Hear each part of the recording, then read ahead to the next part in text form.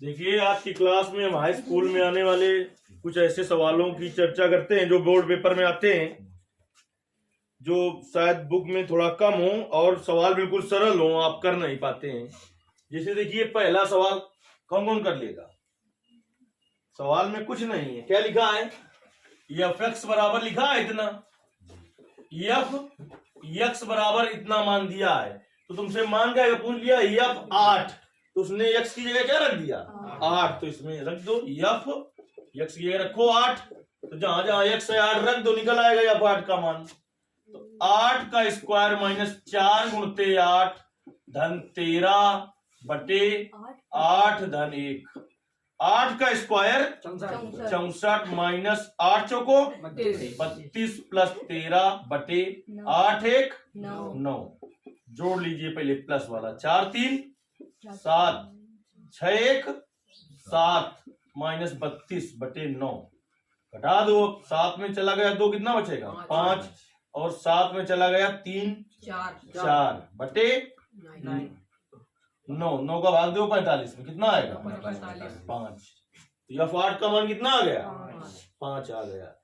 अब पेपर में इस तरीके के सवाल आ जाए तो कहोगे तो तुम पढ़ाया नहीं गया है, इसलिए हमने कहा जितना ज्यादा से ज्यादा प्रैक्टिस करेंगे आंसर से उतना ही तुम्हें कॉन्फिडेंस होगा बोर्ड पेपर के लिए। पहला सवाल हो गया, ये पहला सवाल था आपका। दूसरा सवाल हमने क्या बोला था बताओ, बोलोगे कोई? निम्न आंकड़े का बहुलक ज्ञात कीजिए। देखिए बोलिए, आंकड़ा क्या है, 19 38 25 36 38 25 38 18 25 38 19। अब देखिए, बहुलक का मतलब होता है कि जिसकी बहुलता हो यानी अधिकता हो, जिसकी क्या हो, जिस पद की अधिकता हो यानी जो पद सबसे अधिक बार आया हो। तो आप ऐसे गिन के बता दो, चाहे एक काम कर लिया करो, आप इधर लिख लो पद और इधर लिख लो बारंबारता। बारंबारता मतलब कितनी बार आया है, बारंबारता मतलब होता है कितनी बार आया है, पुनरावृत्ति क्या हुई है उसकी।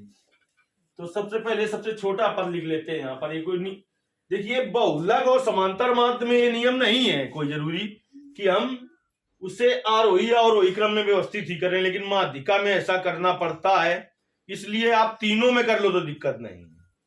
ठीक, तो सबसे छोटा पद कौन सा है इसमें बताओ, 18 पद है 18, और कितनी बार आया है एक बार, चिन्ह लगा दिया करो, 18 एक बार। फिर इसके बाद 19 कितनी बार आया है 1 2 बार लिख दिया। फिर इसके बाद 19 के बाद क्या है सीधे 25 कितनी बार आया है 1 2 3 लिख दिया। फिर क्या है 25 के बाद है 36 पद, और कितनी बार आया है एक बार 1 लिख दिया। फिर क्या है 38 है पद, 1 2 3 4। तो बताओ इधर कौन सी संख्या सबसे बड़ी है 4, तो यानी सबसे ज्यादा बार कौन आया है 38।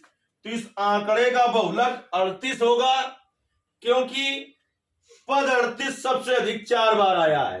ये पूरा कारण सहित आप लिखेंगे।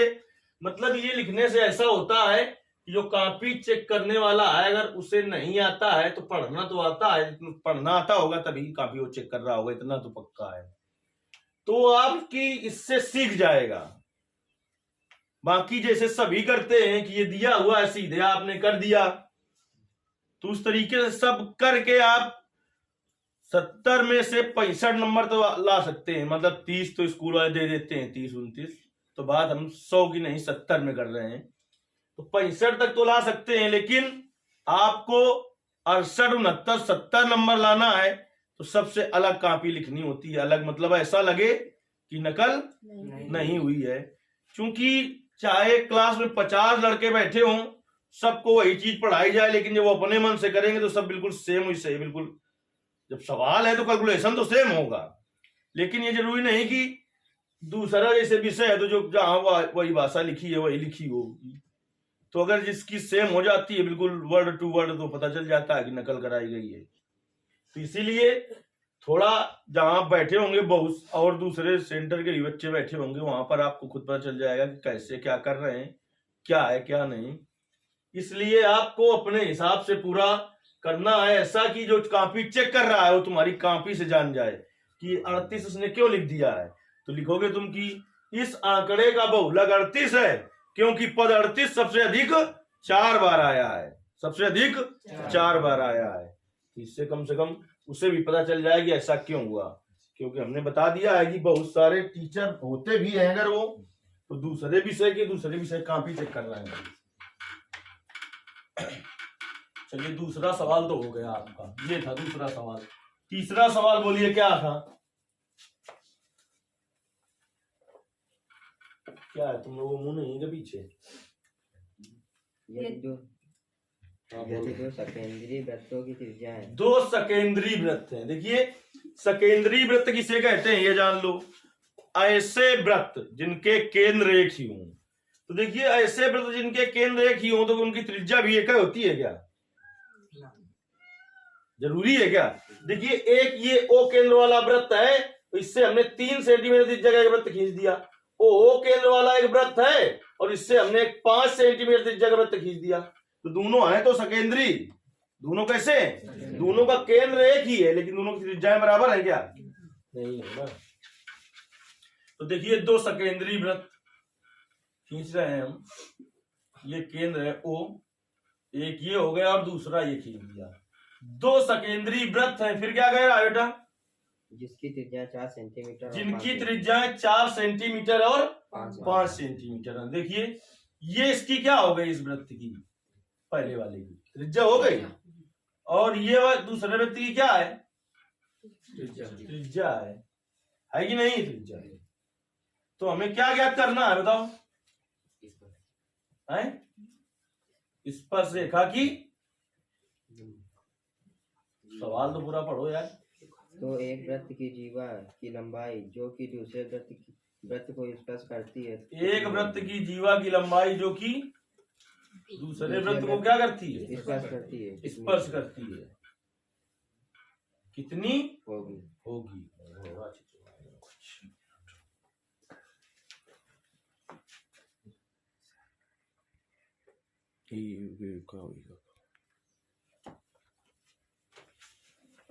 देखिए सवाल आपका है कि 2 सकेंद्री वृत्त हैं। सकेंद्री वृत्त का मतलब ऐसे वृत्त जिनके केंद्र एक ही हों।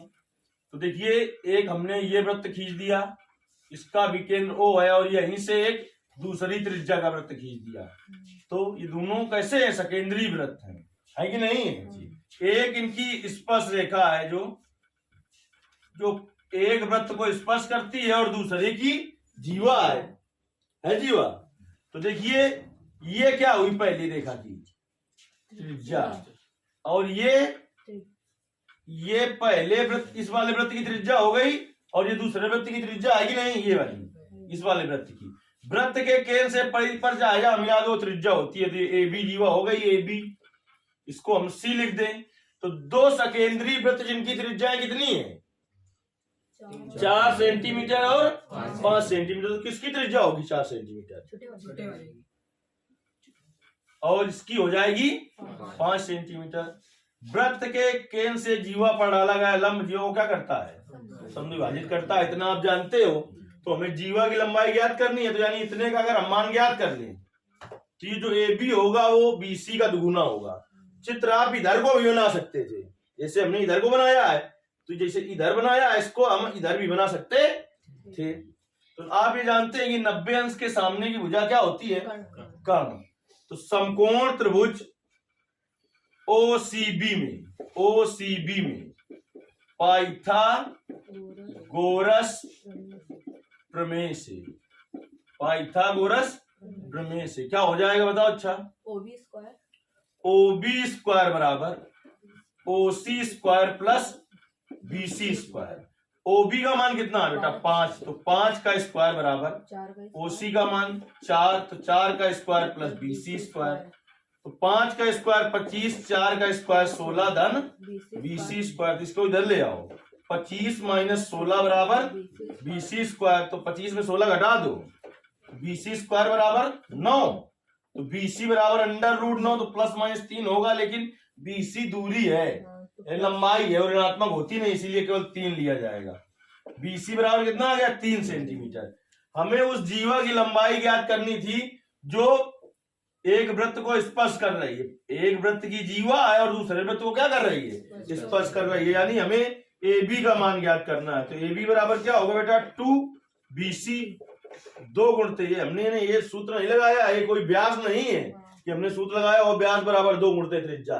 वृत्त के केंद्र और वृत्त के केंद्र से जीवा पर डाला गया लंब जीवा को समद्विभाजित करता है, तो समान 2 भागों में बांटेगा। AC बराबर BC, तो मतलब AB BC का दूना होगा नहीं, जब ये बराबर बराबर है तो 2 गुणते BC का मान 3 सेंटीमीटर, 3 दूनी 6 सेंटीमीटर हो गया। आ गया समझ में? देखिए चौथा सवाल आपका क्या था?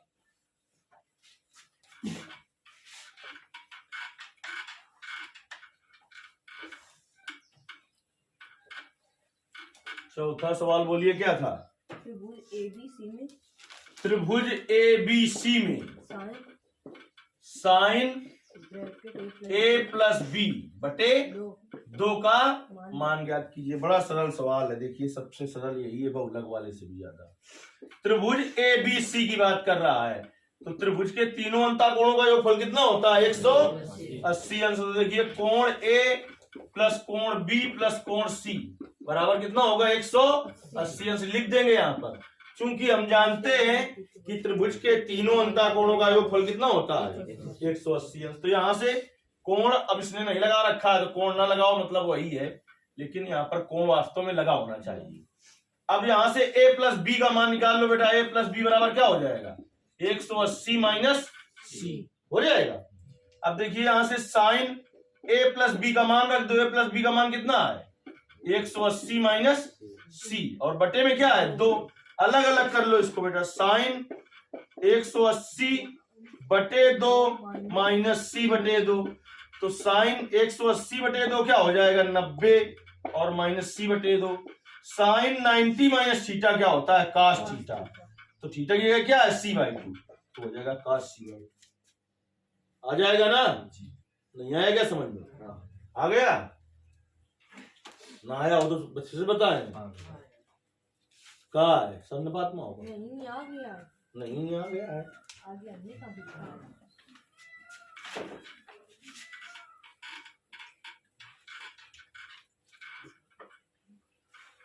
पांचवा सवाल बताइए क्या है? रैखिक समीकरण युग्म x प्लस y बराबर रैखिक समीकरण युग्म x प्लस y बराबर 14, x प्लस y बराबर 14, x माइनस y बराबर 4, x माइनस y बराबर 4। प्रतिस्थापन विधि से। देखिए रैखिक समीकरणों को हल करने की 3 विधियां होती हैं, एक प्रतिस्थापन विधि, एक विलोपन विधि, एक बीजगुणनखंड विधि। जिस विधि से वो कहे हल करो उसी से आप हल करेंगे, तभी आपको नंबर मिलेंगे, नहीं तो आंसर तो सबसे सही निकलेगा। उसने कहा है विलोपन से और आपने किससे कहा? प्रतिस्थापन से। आपसे कहा है प्रतिस्थापन से और आपने विलोपन से अगर हल कर दिया तो उत्तर तो आएगा, लेकिन नंबर 1 भी नहीं मिलेगा। देखिए प्रतिस्थापन मतलब क्या होता है? स्थान बदलना। क्या होता है? स्थान बदलना। विलोपन किसे कहते हैं ना याद रहे, तो विलोपन मतलब विलुप्त करना होता है, लेकिन ना याद रहे तो जिससे आप अधिकांशतः समीकरणों को हल करते हैं। कैसे हल करते हैं? अगर समीकरण हल करने को आ जाए कि इन दोनों समीकरणों को हल कीजिए लिख के आ जाए, तो क्या करते हैं आप? सीधे एक को समीकरण 1 दूसरे को 2 डालते हैं, देखते हैं x y का गुणांक बराबर है, तो अगर बराबर है और चिन्ह समान है तो घटा देते हो, और चिन्ह विपरीत है तो जोड़ देते हो, बराबर नहीं है तो गुणा करके बराबर कर लिया जाता है। ऐसे करते हो। तो वही विधि कौन सी विधि है? वो विलोपन विधि है। प्रतिस्थापन विधि क्या है? एक समीकरण से x या y का मान निकाल के दूसरे समीकरण में रखना ही क्या है। तो इससे देखिए समीकरण 1 डाल दो, इसको समीकरण 2 डाल दो, तो समीकरण 1 से चाहे 2 से, चाहे जिससे मान निकाल लो, x का चाहे y का, काय का मान निकाल दो। समीकरण अगर 1 से हम मान लो कि x का मान निकाल लें तो कितना आ जाएगा? 14 माइनस y। समीकरण 1 से x का मान कितना आ जाएगा? 14 माइनस y। समीकरण 2 में रखने पर 2 में रखने पर क्या रख रहे हो? x की जगह 14 माइनस वाई। 14 माइनस वाई, ये तो रखा का आएगा मान x का, और ये माइनस वाई पहले से था, बराबर 4। तो 14 को उधर पहुंचा दो, माइनस वाई और माइनस वाई हो गया माइनस का 2y। 4 माइनस 14 तो माइनस 2y बराबर हो जाएगा minus 10। Minus minus plus 2y बराबर 10, तो y बराबर 10/2, तो y बराबर कितना आ गया? 5 आ गया। अब ये y का मान आप समीकरण 1 में रख दो, चाहे 2 में रख दो, और चाहे इसे समीकरण 3 डाल दो, यहां पर रख दो। ठीक, अरे y का मान यहां पर रख दो तो निकल आएगा क्या x? चलिए समीकरण 1 में रखे देना है। समीकरण 1 से क्या है? वो x बराबर देखा है आपने, क्या x बराबर 14 माइनस वाई, तो 14 माइनस वाई का मान 5, तो कितना आ जाएगा? x का मान 9 आ गया। अब उत्तर सही है कि नहीं वो समीकरण 40 में रख के देख लो। x का मान रखो 9 आया है, और y का मान 5, 9 5 14, देख लो इसमें रख के देख लो x का मान कितना आया है? 9, y का मान 5, 9 माइनस 5 4। यहाँ से उत्तर की हो गई आपकी जांच। अगल बगल मिलाने की जरूरत नहीं होती कि ताका झाकी करते रहो और दूसरे का गलत हो। देखिए 2 चीजें होती हैं, कभी कभी तो पता लगे कि कहा तुमसे होशियार लड़का हो, वास्तव में क्या करे, वो वास्तव में गलती हो गई हो उससे, तो तुमको गलत बता दे। और दूसरी चीज एक और होती है, जो ज्यादा होशियार लड़के होते हैं वो हमेशा गलत ही बताते हैं, क्योंकि आप उनके बराबर ना पहुंच पाओ। समझ लिया? इसलिए अपने दिमाग से काम किया जाता है हमेशा। नहीं, अगर वो जब बहुत तुम्हारा कोई खास होगा तो 5 बताएगा, तो फिर भी 2 गलत है बताई तुमका, वो पूरे बता दी तो तुम होने वही बराबर आ जाइए। 6वां सवाल बताइए क्या है? यदि x बराबर स्मॉल ए cos थीटा और y बराबर स्मॉल बी साइन थीटा से कह रहा है थीटा को विलुप्त कर दो, विलुप्त हो जाएगा। समीकरण 1 और 2 का वर्ग करके जोड़ दो तो विलुप्त हुई जी, न विलुप्त हो जाएगा। समीकरण 1 और समीकरण 2 का वर्ग करके जोड़ने पर, तो देखिए समीकरण 1 का वर्ग क्या होगा? x², 2 का वर्ग इधर y², जोड़ना है तो क्या हो जाएगा? प्लस का y², a² cos² theta plus b² sin² theta. कहाँ इसमें कॉमन नहीं होगा ना, कॉमन नहीं होगा इसमें, गलत बोल दिया है क्या सवाल? फिर यहाँ पर भी यही होगा। खोलो शर्ट खोलो।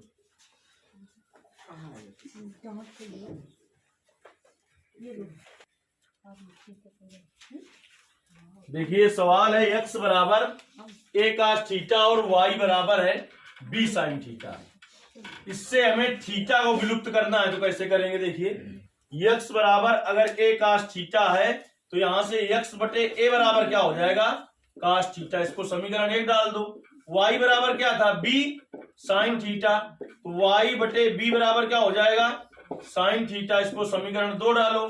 समीकरण 1 और समीकरण 2 का वर्ग करके जोड़ने पर, तो समीकरण 1 और 2 का वर्ग कर दो तो क्या आ जाएगा? x² बटे a² प्लस y² बटे b² बराबर cos² theta plus sin² theta.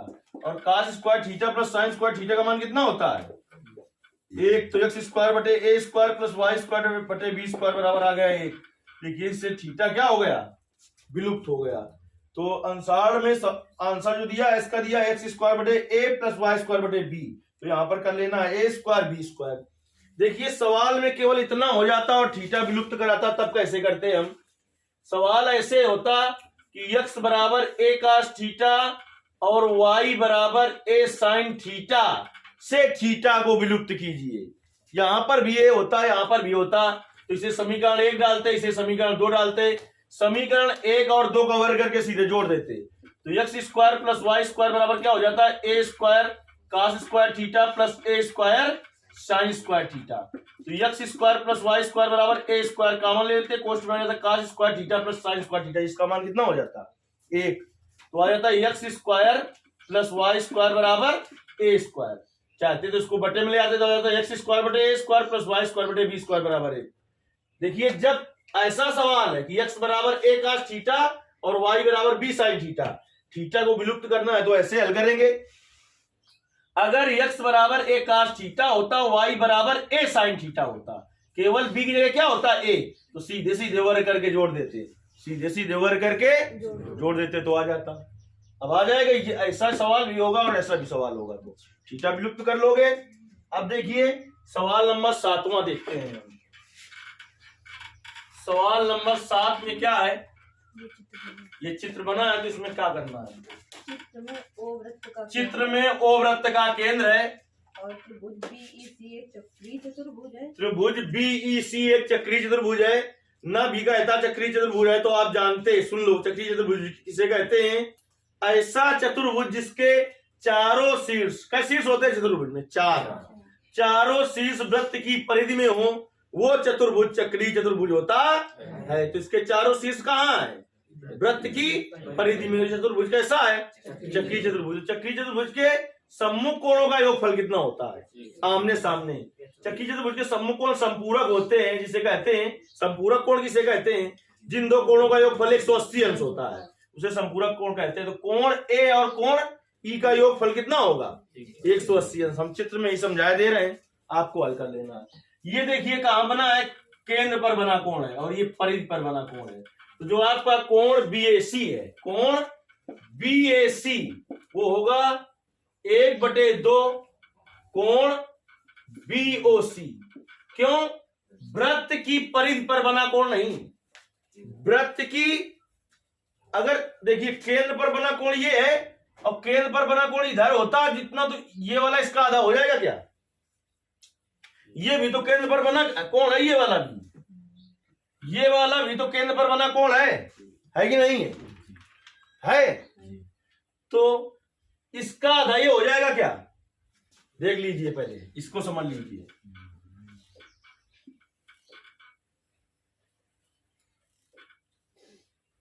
ये केंद्र पर बना कोण है और यहां पर परिधि पर बना कोण है। तो वृत्त की परिधि पर बना कोण अपने एकांतर वृत्त खंड के केंद्र पर बने कोण का आधा होता है।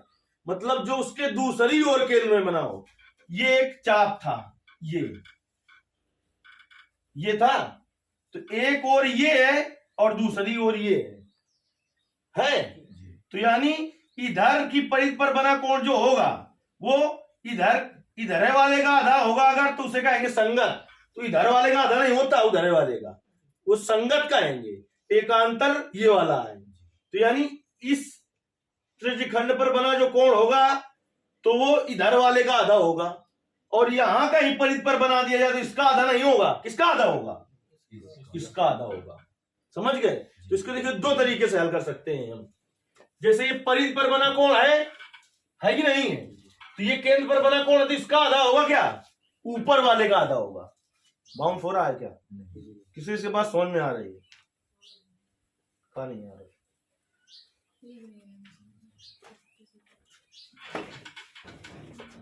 ये एक वृत्त बना है, आपने प्रमेय पढ़ी है जो उसी में आपको ये गलती हो रही। कभी आपने पढ़ा है कि वृत्त की परिधि पर बना कोण केंद्र पर बने कोण का आधा होता है, या वृत्त के केंद्र पर बना कोण परिधि पर बने कोण का दोगुना होता है।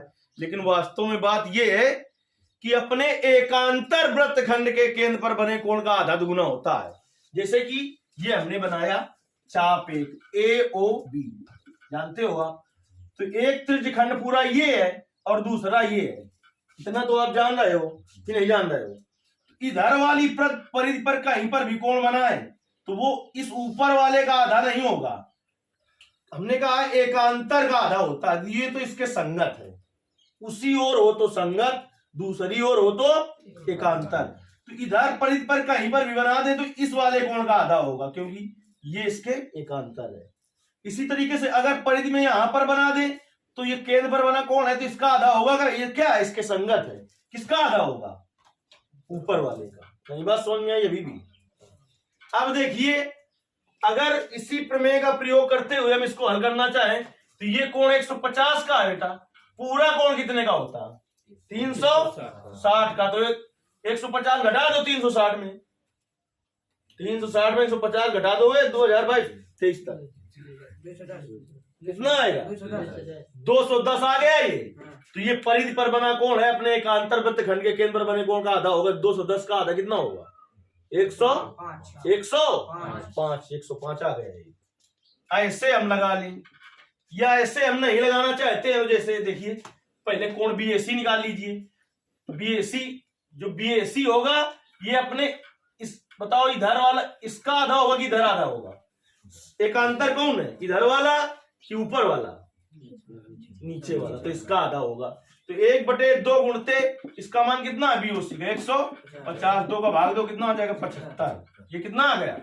75। एबीईसी क्या है? चक्रीय चतुर्भुज। चक्रीय चतुर्भुज के सम्मुख कोणों का फल कितना होता है? 180 अंश। तो ये 75 का निकाल लिया है। तो कोण ए प्लस कोण ई बराबर 180 अंश। तो कोण ए का मान 75 रख दो तो ई का मान कितना निकल आएगा? 105। चार्ज से आप लगा लीजिए, ये लगा लीजिए।